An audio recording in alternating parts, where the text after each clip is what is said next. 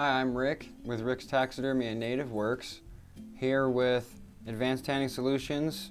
Today we're going to show you the 7-step process of the deluxe Hide kit on this elk hide from the beginning to the end of the entire process. Tan that subscribe button, like, and help us small businesses out. Let's get to this. This elk was harvested here in Colorado during muzzleloader season of the 2021 season. So let's get into it.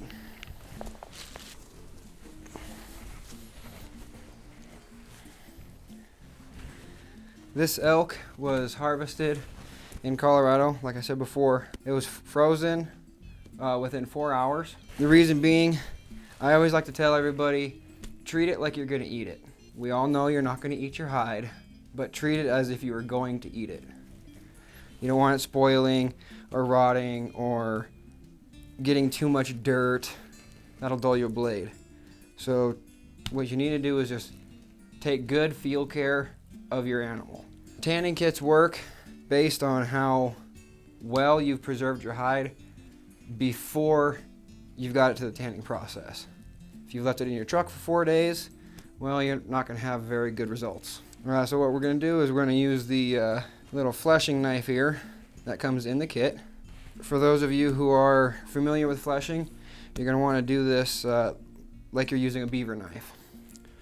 So, and for those of you who are not familiar, you're going to get a nice firm hold on your blade, 1 or 2 fingers, just to kind of be able to push it, and you're going to slice at an angle. Try to follow the angle of your fleshing beam. If you don't have a fleshing beam, you can use a pipe pushed up against the wall with another pipe holding it up. You can use a 2x4, a log, even sawhorses, or if you don't have any of that, you can lay it down in your garage and sit across it and flesh that way. So all you're trying to do is just go underneath and hit the membrane layer, as you can see here. As long as you cut that membrane, everything just seems to peel away.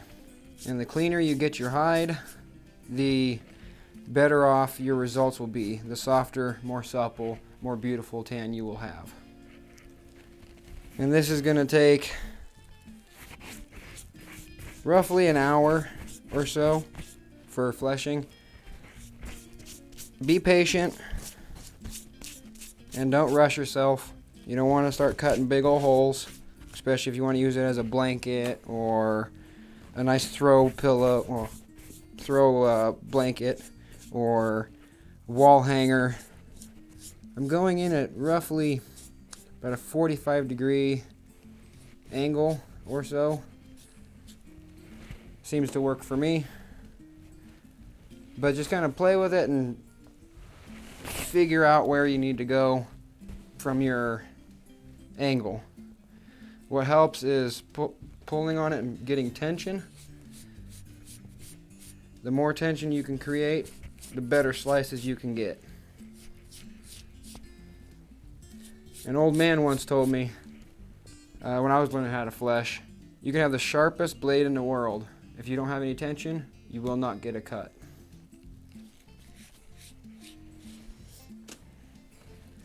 I always start by running right down the spine all the way down to the tail, and then that leaves you 2 halves that you can work on individually. It seems to be the best laid out fleshing plan for me.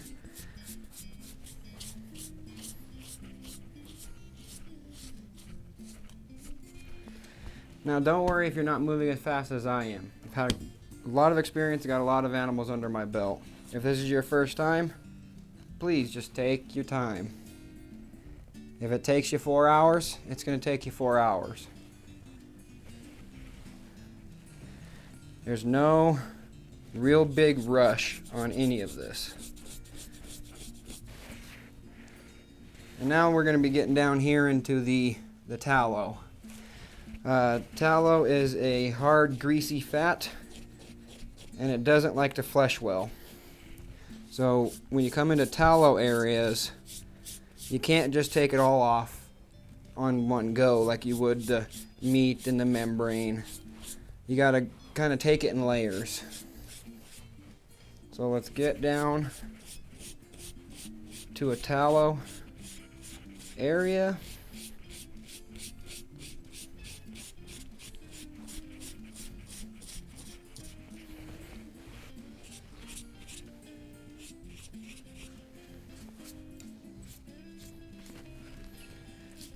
And we're going to start taking off our layers of tallow.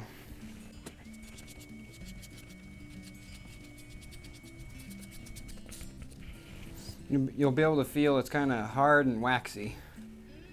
So it'll give you some bend, but you're not going to be able to get underneath it. So remember, tallow, go in layers. If you don't go in layers, you're going to end up cutting big monster holes in your hide. And don't forget to keep pulling. The more tension you have, the quicker your fleshing will be. And the better off you'll be able to see. Now we're coming down into the tailbone. To remove the tailbone, what we're going to need to do is pull this hide and make an incision straight through the center of the tail. Take your time and don't cut through. When you get into the tail, you'll notice this dark black. That is a scent gland. We're going to need to remove that. And we're going to do some slight trimming to get pretty hides with nothing but a lot of good fur. These bald areas, go ahead and trim off.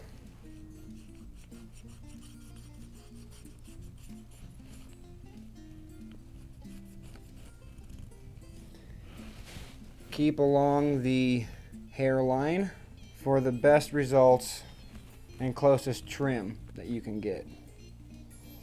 When you come out a little further, you can go ahead and make a J, basically. Like so. Do the same on the other side. We can get down there.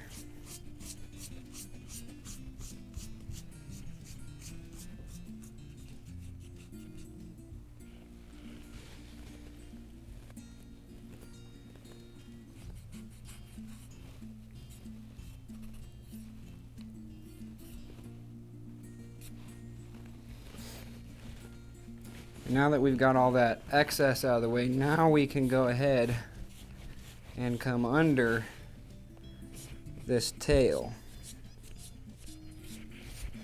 Do a push that's nice and flat and a slice. And check to make sure you're not cutting through.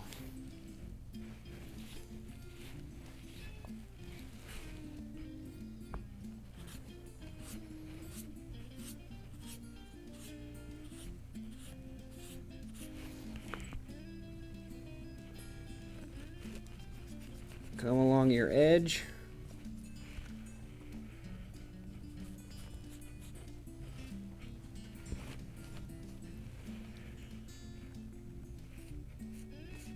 Remember, keep that tension on there.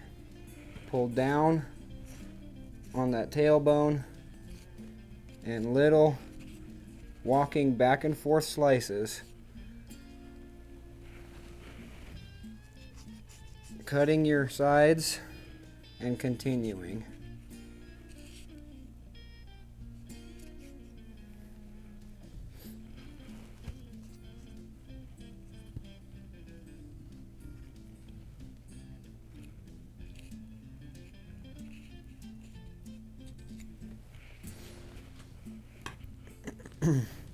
And now you can see that musk gland that I was talking about earlier.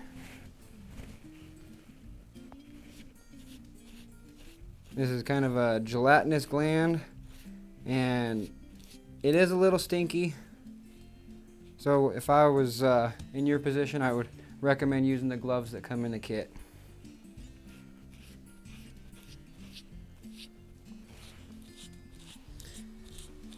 do your best to come through and get rid of as much of that as possible. If you leave a little in there, it's not going to be too terribly bad for your tan.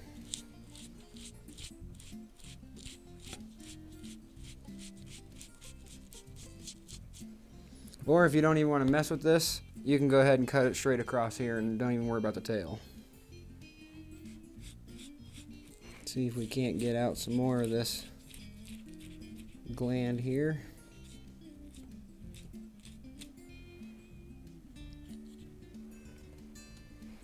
When it comes to fleshing, you always want to try to push everything to one edge. That's why I went down the center.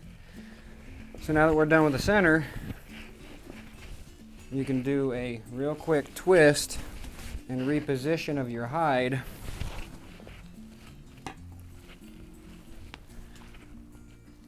And now you're keeping to your rule of pushing to an edge.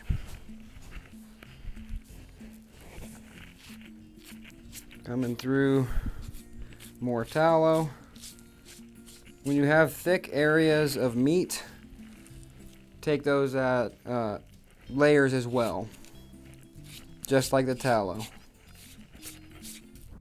Always mind where your blade is. You don't want to slash your wrist or slash your hand. These areas are going to be tricky. Areas that have a little bit of fat membrane and a vein or artery. These is where you need a lot of tension, and you need to try to cut as evenly as you can, either sideways, across the top, or come in at an angle on the side. For me, the side seems to work a lot better. And I'm pulling up flat, angling and coming back down. Pulling up flat, angling and coming back down for my slice. You don't want to use the blade like a saw. You'll dull it rather quickly. If you do notice that your blade isn't working as good, you can run a regular knife sharpener or a chef's steel to re-get a nice edge on there. I like using a regular knife sharpener with a hand guard. Trust me, that hand guard is really going to save your fingers. What you do is go ahead and hold it nice and firm up against your beam. Tilt at an angle. And just give a couple of swipes.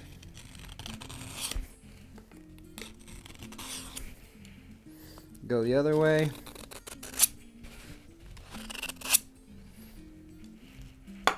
Knock out your excess. And then give it a test.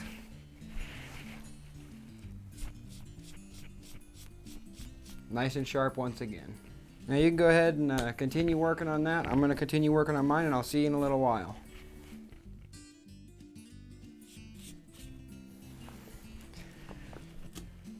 Isn't that little tool something? Nice and sharp. And it gets it nice and clean all the way around. Now all we gotta do is just do a little bit of cleanup, and we can lay it down for some salting. The flesh looks good. Got this nice pearling and whiting colors. You can still go through and pick through and grab out little pieces, but a lot of this we'll get in the skiving process.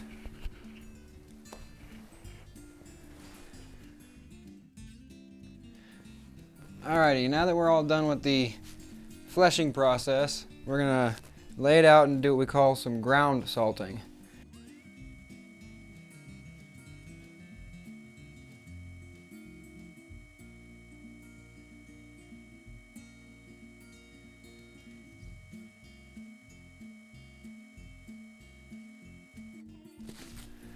What you're gonna want to do is stretch it out nice and flat as you can get it. Try to unroll all your edges.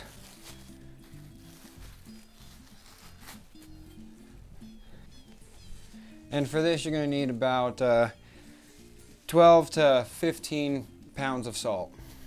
Before we do the salting, to make sure that you don't get salt lung, what salt lung is it's salt crystals that go down your throat into your lungs, and they can create little crystals and you can have some breathing issues. So be safe and use your mask.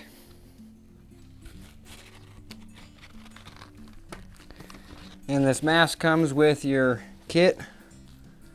You can get this from feed stores and little country shops. Ace carries some of it. Basically just kind of look around. You can get 10-12 pounds of salt pretty readily available. You might even want to talk to King Soopers or Walmart and see if they can't order you a few bags. We're going to start by pouring our salt from the head to the body, to the bottom. Get a nice line going because you're going to end up spreading it around.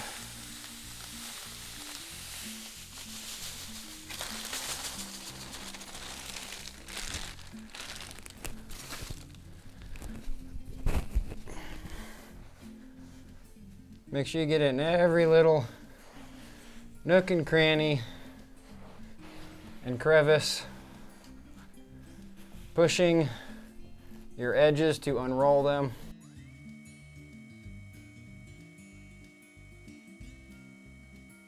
Finer grain salt works better for this. Try to stay away from coarse or rock salt or even any salt with minerals. The minerals will dye the hide and could potentially interrupt the tanning process. Continue working it up into the corners and edges.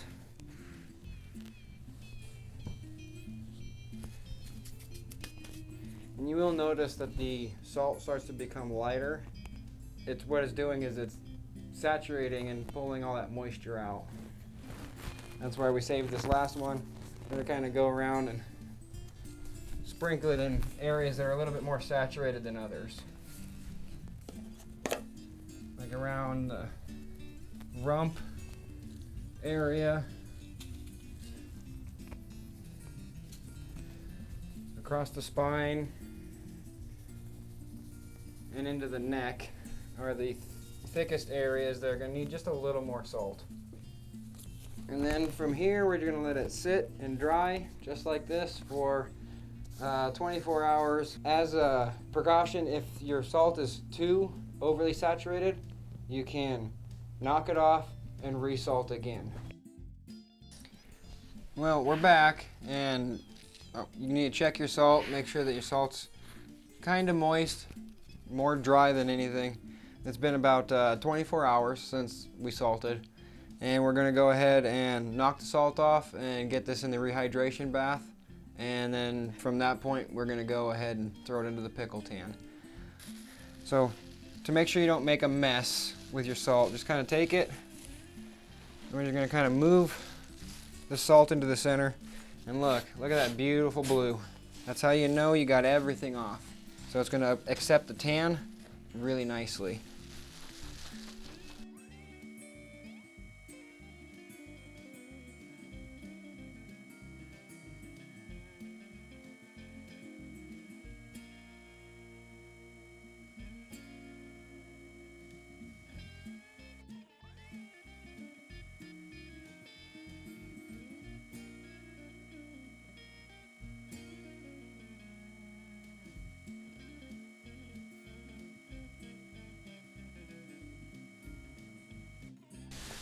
Give it a little shake, couple kicks. You don't want a whole lot of the salt to stay on the hide, and that should be just about good. Give me just a minute to be able to clean this up, and we'll go ahead and get the rehydration bath started, and we'll see you in just a few minutes. And we're back. We've gone ahead and cleaned up our area here. We've got our rehydration mixture set up here. It's 10 gallons, which would be good roughly for this hide here.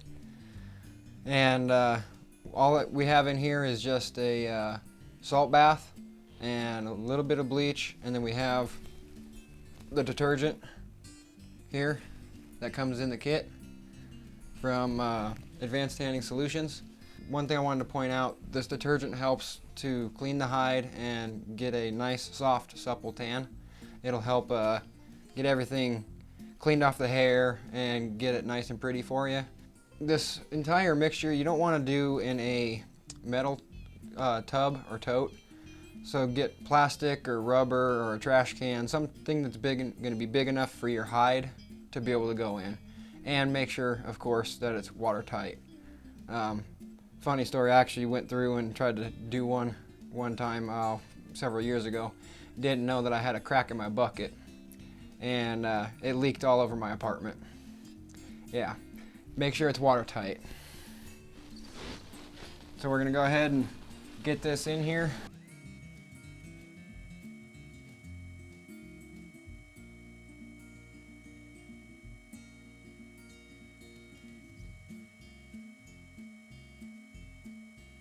And as you can see here, we're pushing it around.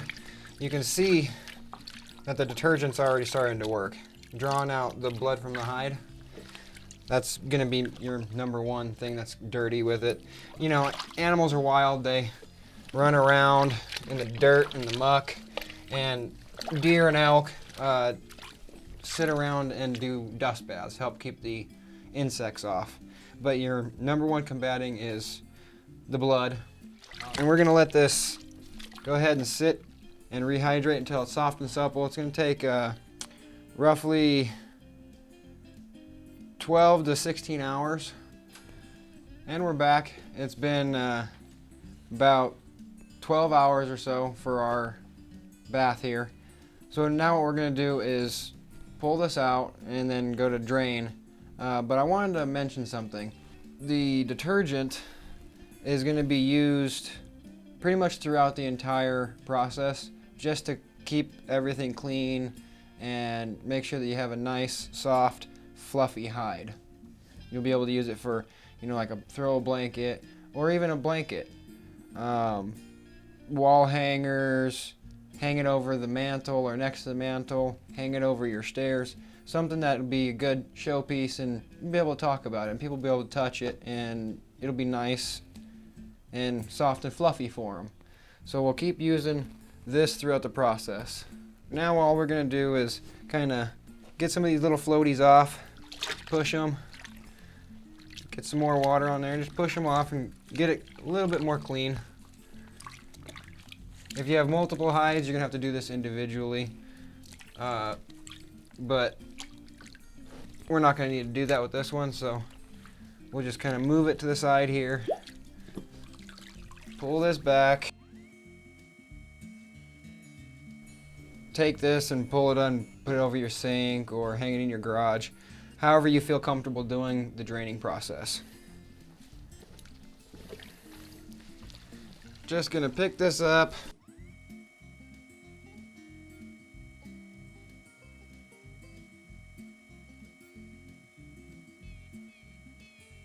And the more you can get the hair pointed down, the faster it's going to drain. Because remember, this is their raincoat. The hair shows you which direction the water wants to go.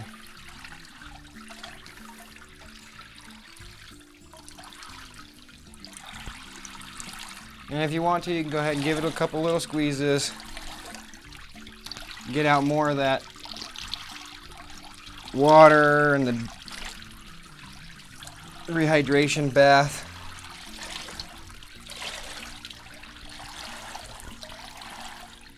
Kind of like you would like an old rag, but be careful, you don't want to be yanking out hair.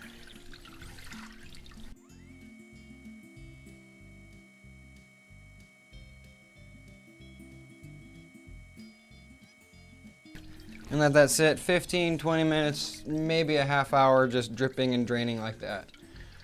And then we'll be right back with the tan bath, the pickle bath, and we'll get this thing off of there and into the pickle. Stay tuned. For mixing the solution, we're going to need 1/2 cup per gallon of water, and then 3/4 cup of salt per gallon of water. This whole thing makes 17 gallons total, so we're going to be using 5 cups for this elk. So we're only going to be making 10 gallons.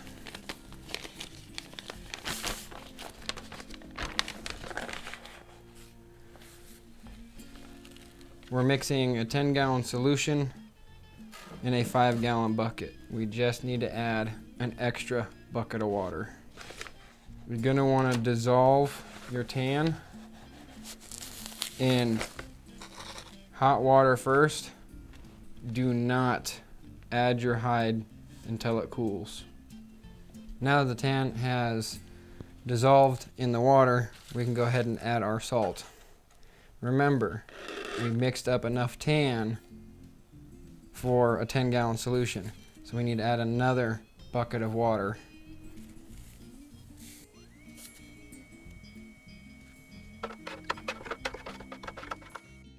And we're back. It's been about roughly about a half hour. How you turn it into the pickle, from the pickle to the tan, is just change the pH, raise the pH, and then it'll start to do the tanning.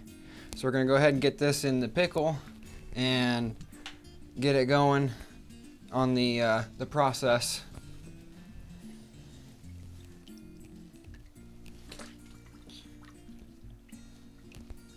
My recommendation would not be to just splash it in there. Always take care of your hide. Remember, I mentioned take care of it like you're going to eat it. Kind of the same thing goes on here. You don't want to be grabbing and yanking on it and pulling out the hair. A lot of people get a little overzealous, a little too quick. Remember, again, have patience and ease everything in. And we're just going to kind of work this into the pickle, just like we did before. And one of the things that we're going to do is push. As you can see, we have air bubbles. I wanted to also mention something. The kit has enough tan to do a good sized moose or a small cow, you know, like a moo cow. So you get quite a bit for your buck. Letting it sit in the pickle, it's going to help it for your shaving and soften the hide and just kind of get it prepared and ready to go. So we're going to go ahead and let this sit, and we'll see you in about 24 or 48 hours roughly. Alright, and we're back. It's been soaking for 24, 48 hours. This one in particular has been soaking for about 48 hours because it's a little thicker. So what we did here is we pulled it out of the pickle and we let it drain overnight. All we're going to do now is just take it and flip it skin side out, just so that way the skin dries a little bit as well, so that way we can get ready for shaving. Using the blades and any other methods of shaving, if you don't let the skin dry out to where it's just kind of damp, you're not going to have any friction, so you're not going to be able to cut anything. It'll be like a lubricant, it'll just glide right across it and just kind of skip over the top. So that's what we're going to do now, is just take it and flip it and let it dry for about 30 minutes or so. As you can see, this is what we've got straight out of the pickle. It's nice and white, looks pretty good. And you can go ahead and test this to see how white it is all the way through. So give me a second. You just come into it a little bit and give it a couple little cuts.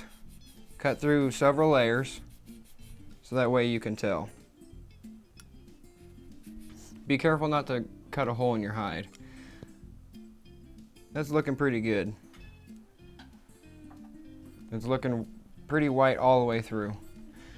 You're never going to get it pure white all the way through because there is that hair layer, and that hair layer is always going to be a slight bluish.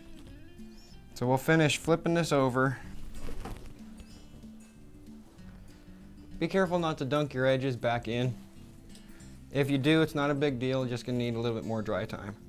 Try to spread it out a little bit. Get rid of all the crinkles and ruffles. You want the air to be able to get to it.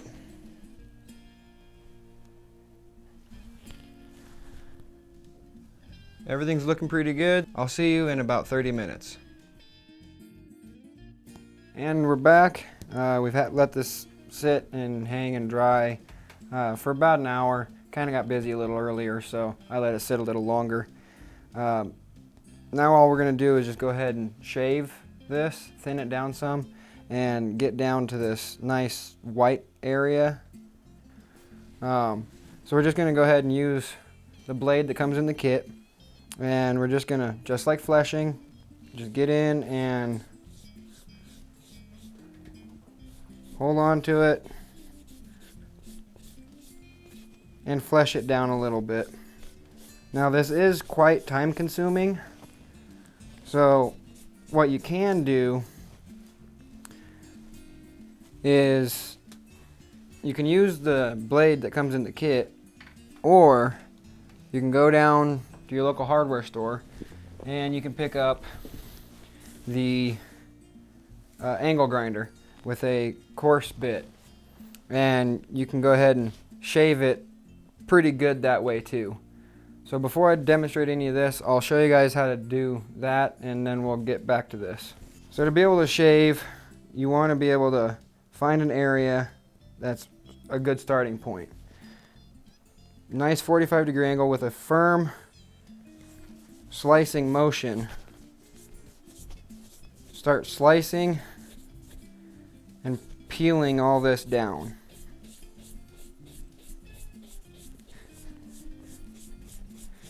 Now for this, you don't want it to be too dry, otherwise the blade's just not going to be able to get under it.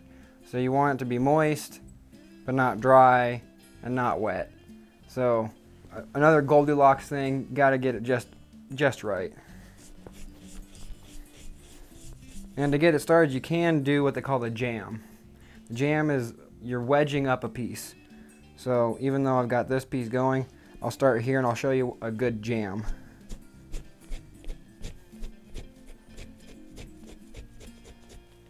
And now that you've got that little nugget there, you can continue to shave and flesh it off. And remember, you don't want any lax, you want it all nice and tight, so that way you don't get any pressure cuts. Stretch down, stretch up, pinch with your belly.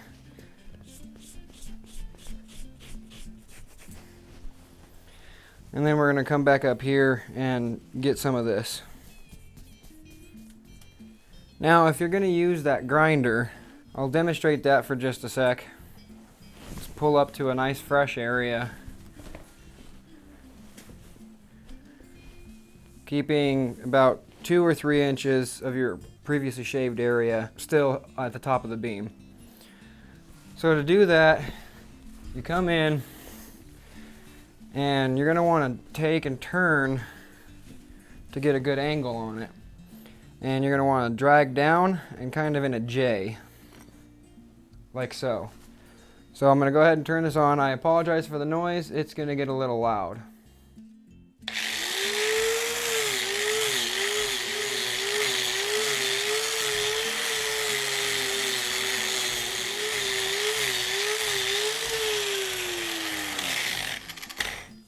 And you're going to see these little ridges. That's fine, that's normal. But did you see how quick it grabbed it and peeled and cleaned it off? You can adjust your angles and try to grab just the corner, and it'll start peeling it a little better. You don't want to just go flat grind on it. It's not really going to do much for you. So let me go ahead and finish working on this, and we'll see you in just a moment.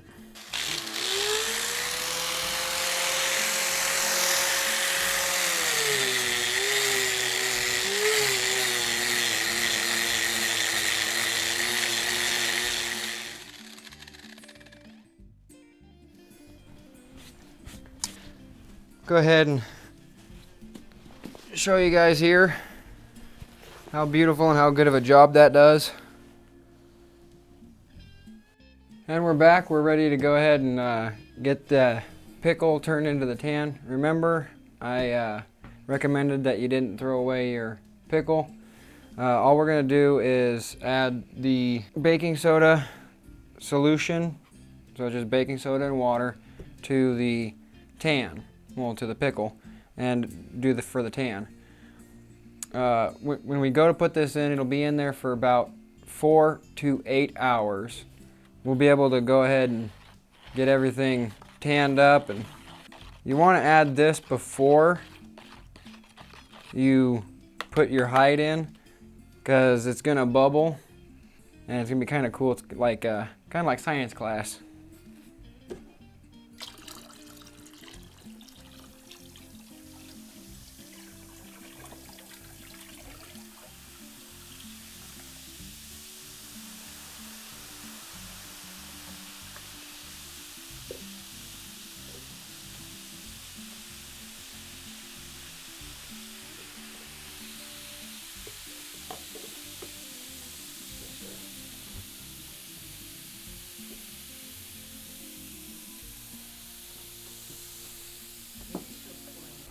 Doing this step first and putting the hide in after the foam subsides, I've noticed kind of just keeps the hair cleaner.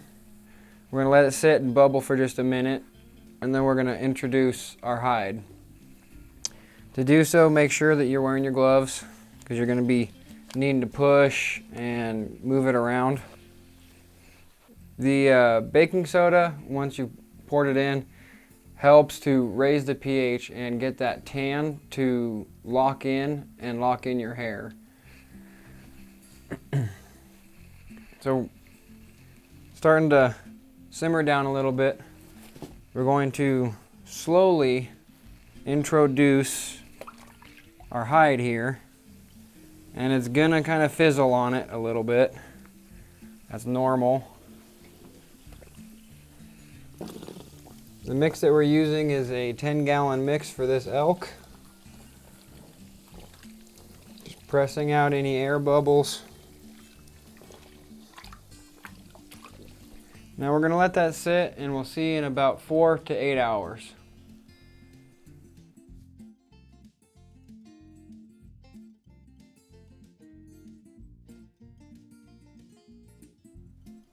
And we're back.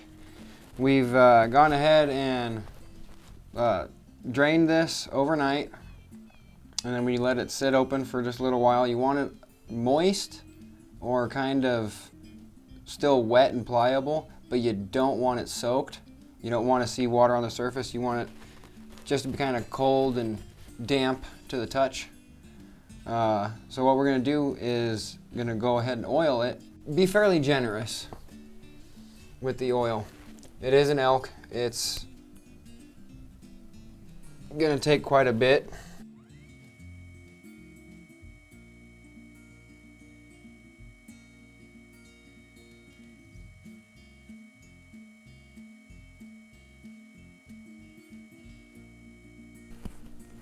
You'll notice some of these little bluing spots. That's just where we went a little deeper. Those will whiten out or pearl out as we work on them. As it starts to dry, kind of like thinner skinned animals, they're always a little bit more blue.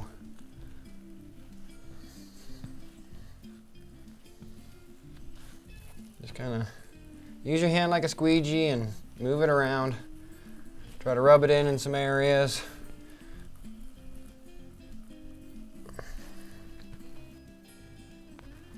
And I always like to kind of go where I started to peter out and run out. It's called halving.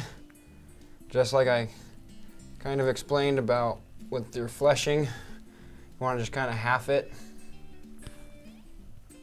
Also try to do your best not to get it on the hair. That's why you only take just a little itty bit and push it to the edge. And be very careful. I mean, if you do get it on the hair, it's not a big deal. You can always wipe it off, but less mess. would be more ideal. One of the purposes of letting it kind of dry out a little bit before you do this is so that way it can absorb more oil.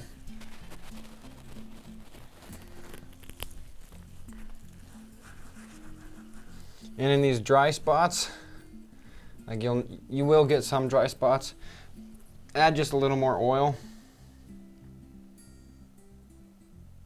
than you would in a normal spot.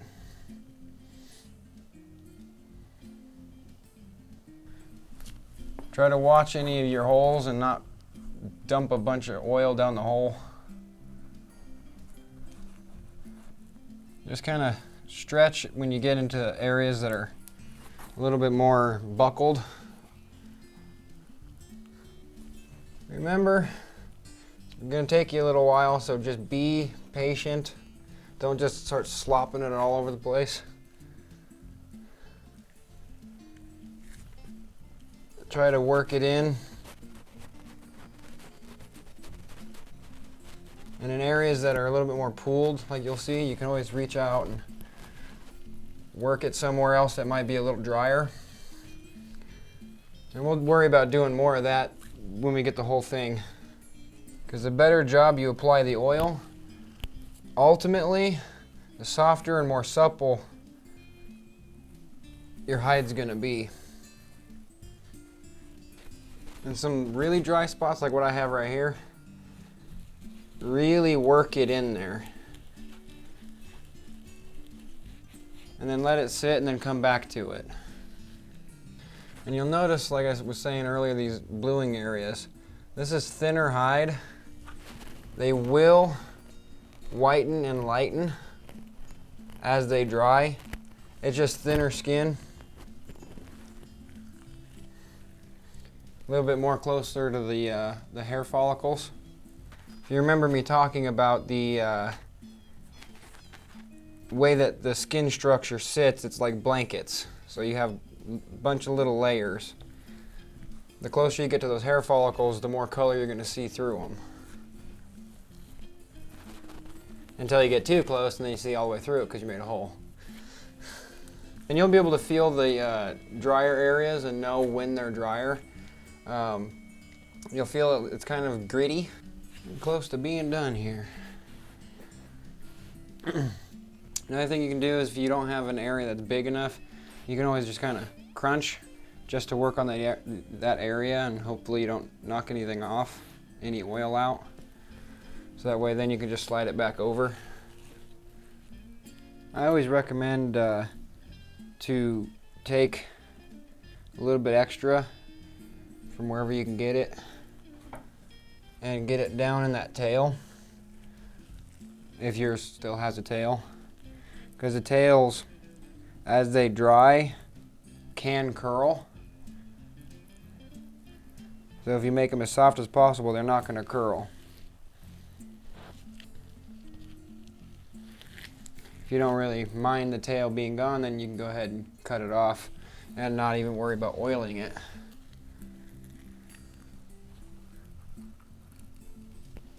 Now we're going to let this sit and dry for a little while, roughly about an hour or so, and then we'll be back and fold it over skin to skin. See you in a few. And we're back. It's been sitting for roughly about an hour. We're going to go through and move around any of the pools that have formed, and then we're going to go ahead and fold it. And when you fold it, we're going to do what I call a quarter fold. So let's go ahead and look around and move some pools around. I'm going to use my thumb because my thumb is going to be grabbing the hide from the skin side, and my fingers are going to be on the hair side. So that way we don't transfer oil to the hair side. Notice how I'm moving everything down.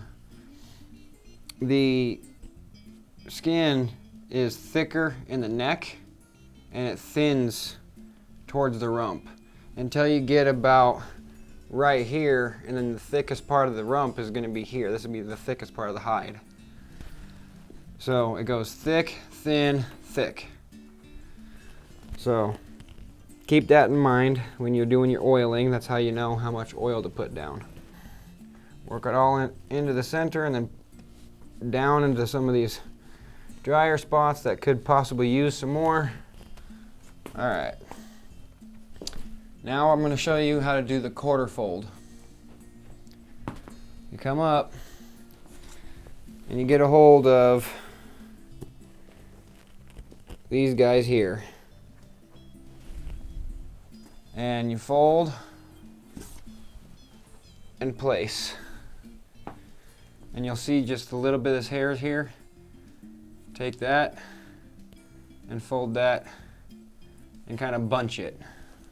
So that way none of the hair is touching.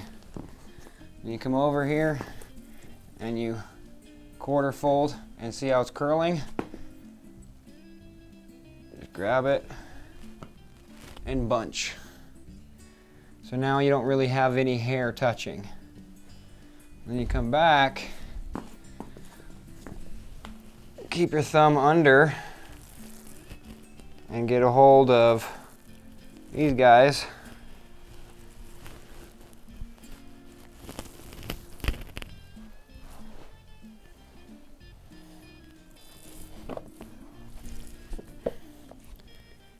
And just trying to line everything up as best you can.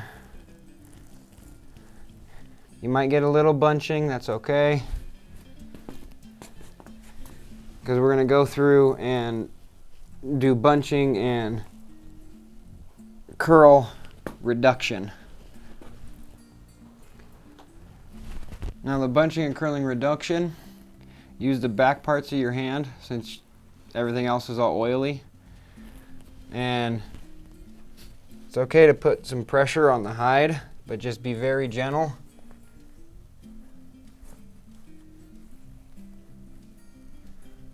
And just kind of push it to the edge.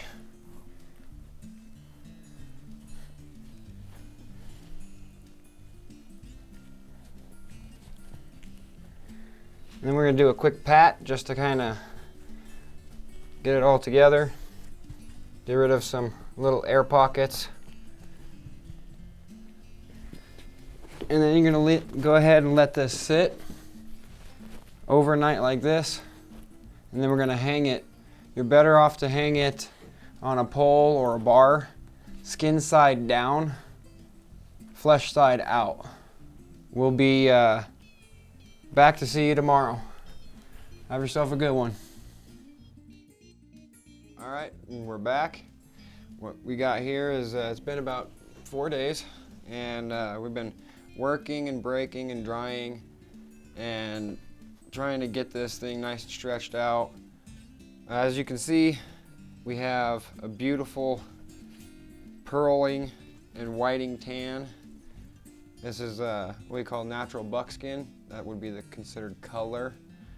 So I'm going to show you kind of what you do to break it as you're working along for the days as drying. You can see the areas that are still wet in the thicker areas, and the areas that are dry and still a little stiff, and then the areas that are nice and soft and supple. So we're going to do what I call a walk around stretch. So all you're going to do is just basically work half and half, half and half, and then you go quarterly. So I start off by what we call halving the hide. Come on, step onto it, get a good sturdy foundation, pull and stretch. Pull it over your knee.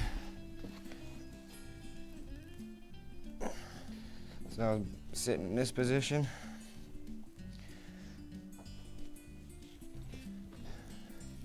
And just continue working down one edge and kind of going around in a little circle.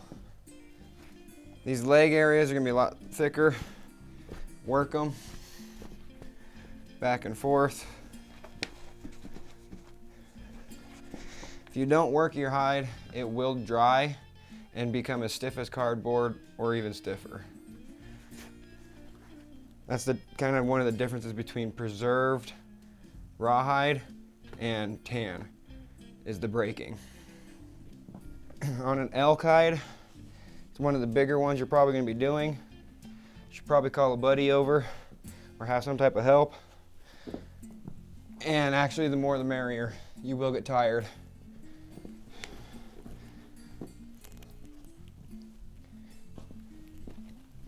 You can even have a little party while you're doing it.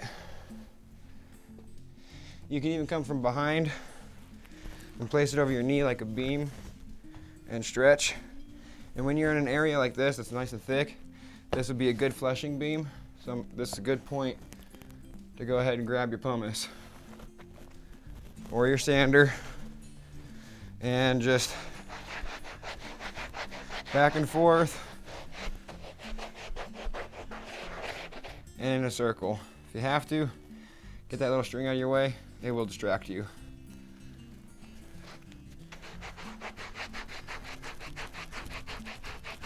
In this process, all you're doing is just trying to break and separate those fibers of the skin. Remember, like I was saying, the skin's like several layers of blankets, each going different directions. If you just do a side to side, you're gonna get an up and down pattern. And kind of move around. Feel where it's not flexible as much.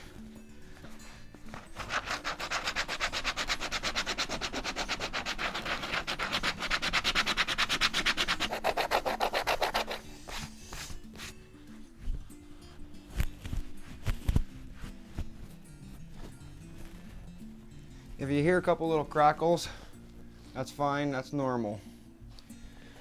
Don't think that you're gonna break it. Try to work your edges. Your edges are gonna be the most crispy. And I go in almost like a bicycle pattern, like you're riding a bike.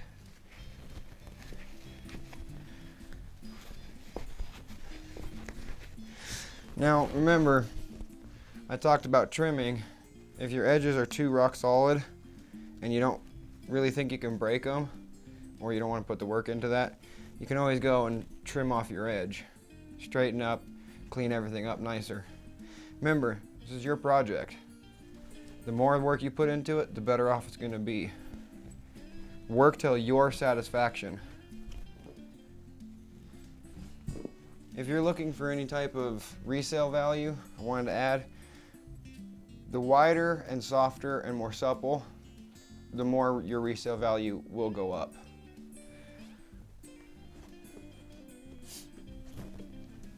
Now I'm going to do that quartering. Quartering, you just kind of grab and you come back with a quarter and you work a quarter. And basically just keep working it like that for a while. After you're done with that, then you can go ahead and move on to the next step, which would be cleaning and fluffing. So I'm going to continue working on this for a little while. See you in a few. And we're back. I sat here and worked on this a little while. I enlisted the help of a friend of mine to help stretch it the long way. We played tug of war for a little while and stretched out the hide a little bit better. It's a little bigger, and we kind of straightened out these edges. This is normal for your edges. You can stretch this out. It just takes a lot more work. Another good way to do that is when you're stretching, lay it down and put weights on it and let it sit for just a few minutes and then continue working and, you know, basically just breaking all the fibers that you can inside the hide. Now obviously over time when it's laying flat, it will start to relax and settle, especially with the temperature and the humidities varying going through your house. So what we're going to do now is, in the areas that are dry, you can see where we're wet and where we're dry, we're going to go ahead and do some pearling powder or whitening powder. And that'll just kind of make it a little more white and get rid of some of these darker areas and kind of keep it more of a consistent color. And it'll kind of be like a ivory white, or what we call it purling. So go ahead and do that. We're going to go ahead and get into the silk powders. So this is the silking powder, or you can call it purling powder, because it's going to give you that nice pearly finish.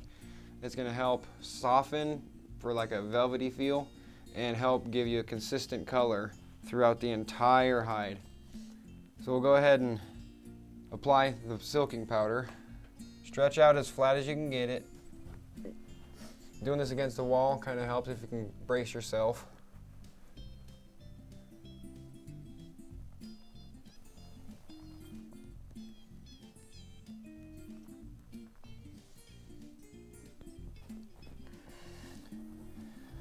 And you just use your finger and rub it in.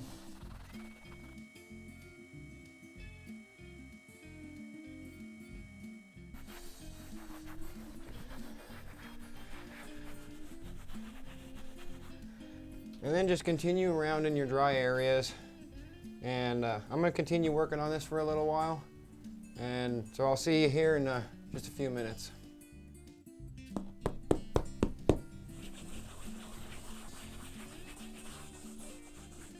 And we're back. I've gone ahead and finished this all up. You'll notice these dark areas are the wet areas. The good thing about this process is this is an optional process, and it is a sectional process. So you can do it, let it dry, do it some more, let it dry, and eventually you can cover your whole hide. If you want to have that good buckskin color or the original color, there's nothing wrong with that. I like having this nice pearly finish on my hides. When you're done doing this and you're done doing all your little sections and the whole thing is done, you do what we call a knock. So as you were noticing, as I was kind of knocking, I was rubbing when there was areas that had too much powder. And you can twist and contort the hide and knock it and get that powder to move kind of where you want it to go. So basically the knock is a large scale. You take it and you hang it over a bar, take a tire thumper or a baseball bat or grandma's old rug smacker or even a stick, and just kind of knock on it 2-3 times, shift it, make sure that you knock on it again. For doing the knock, you want to do it hair side out. So you put the skin on the bar and you just kind of hang it and knock it. So keep that in mind. Like I said, this is all still kind of wet and damp. I'm not going to go ahead and do my purling here. I'll just finish this up at a later time. Taking your time on something like that, remember, I'm always talking patience. This is a very patient process. So bigger hides are going to take a little longer to purl. I know you've probably noticed my vacuum. That's for my next process. Once I let this dry, I'm going to finish my purling and then I'm going to go do a knock. So this is here for kind of a reason. This is for cleaning and fluffing, which would be the next step to our video. And we're back. I just got done with my purling and knocking. As you can see, after it's been knocked, that's what you're going to be looking at. Nice and pearled and white, and have a nice texture on it. It's nice and smooth and velvety. So now what we're going to do is we're going to go through and do a cleaning and fluffing and brushing. I'll take the vacuum cleaner here, and I'll usually run it sucking up everything going down the hide, and then I'll turn it to the blow side, and then as I'm blowing back down the hair, I'm combing, and then I'm going to turn around and come back up against the grain for the fluffing part. And I'm going to blow and comb at the same time to get it nice and clean and nice and fluffy. Because we want a nice fluffy hide, we want the hair to stand up a little more than just sitting nice and flat. Now, if you don't want to do this process, you don't have to. Again, this is optional. I want a fluffier hide.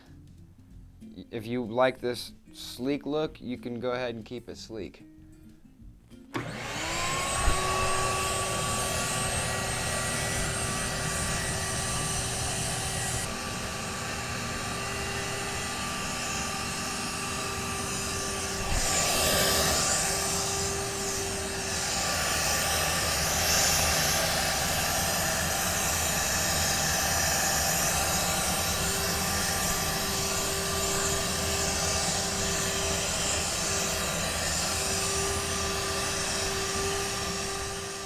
Just do a quick brush just to kind of straighten out and get the hairs roughly kind of where I want them.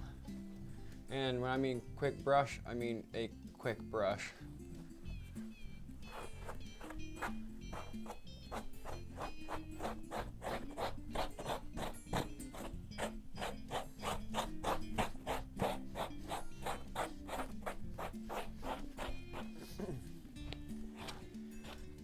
All that just did was just to kind of realign all the hairs and get them all, instead of being stacked and crisscrossed, just to kind of get them all lined up.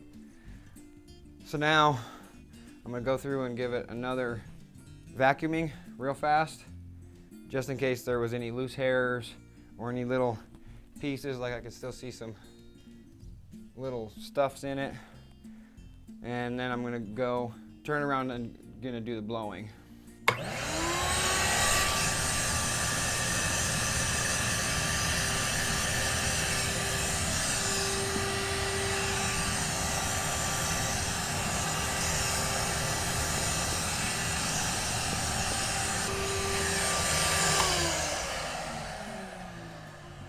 And then when you go to do your blow, just in case there's anything still left off here, you're going to go with the grain first, and then we're going to comb and fluff against the grain.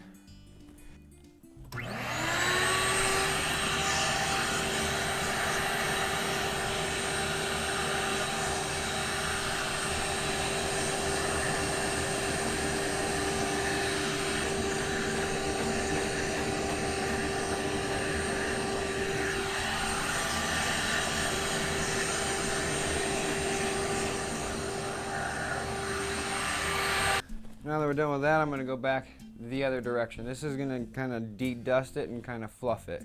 You can also do this with a leaf blower and then have the vacuum just to kind of clean it up. Either way works. And you're going to notice there's going to be a little bit of dust. Sometimes there's a lot, sometimes there's a little. You just never know.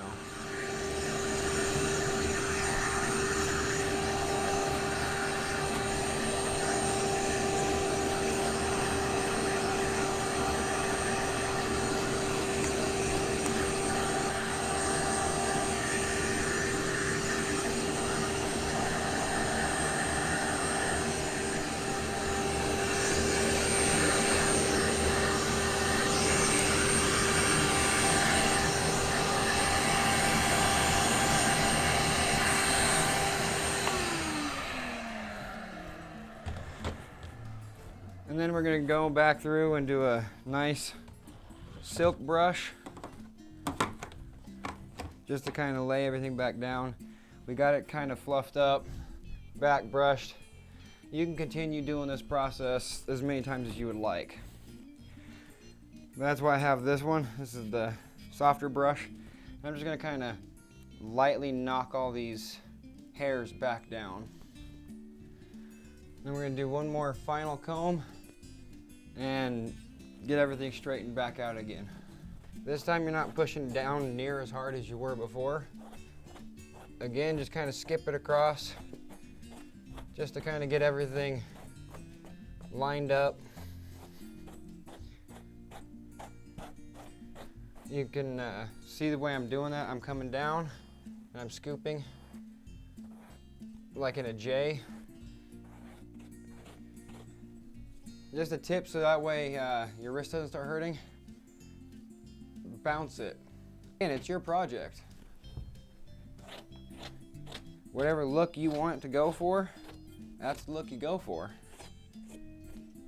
There you go. Nice and pretty and flat and partially fluffed. Now you can go through and do your silk. It's more like a hair shine. Your kit comes with a little cloth, and it also comes with this little spray bottle. And this little spray bottle has your gloss. And you're just gonna kind of lightly mist it across your hair, and then you're gonna wipe up and let it dry. It's to give the hair a little bit of life and luster and a little bit of shine, and it'll help give you better contrast in all your different colors and color patterns on your animal. So we're gonna start over here, and we're gonna work a small section at a time. You don't want to try to work a whole huge section. It'll dry too fast. And it has a delightful scent.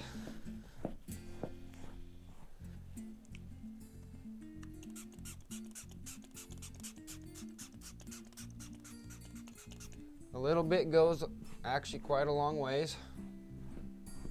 This is also helping to clean just a little bit of the hairs that maybe I didn't clean. And make sure that when you're wiping, you go with your grain. Don't go against. You can see your hair pattern. So when I spray here, I'm gonna have to go this way. I have to swoop and go that way. Follow the hair. The hair will tell you where it wants to go.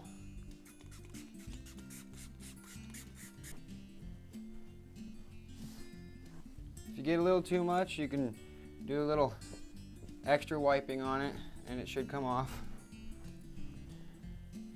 I have a hair lift here. Lay that back down.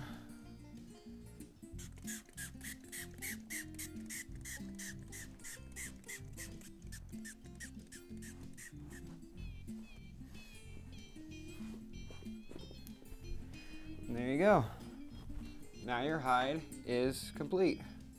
Now it's ready for display as soon as it's done drying. Congratulations on your hide, and I hope this worked really, really well for you. It always works for me, and guess I'll see you next time.